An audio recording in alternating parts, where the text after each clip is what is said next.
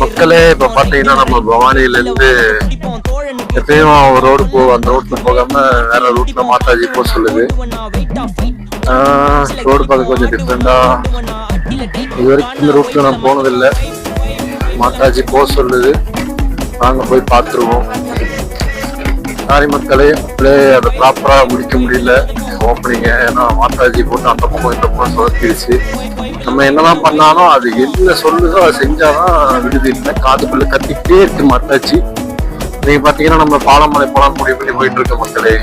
எங்க ஊர்ல இருந்து ஒரு 100 கிலோமீட்டரு. சரி, இந்த வாட்டி கொஞ்சம் பக்கத்துல போவோமே அப்படின்ட்டு இப்ப பாலமலையை நோக்கி நம்ம பயணத்தை கண்டினியூ பண்ணிட்டு இருக்கோம். அந்த மலை மேல ஒரு சித்தர் கோவில் இருக்கு.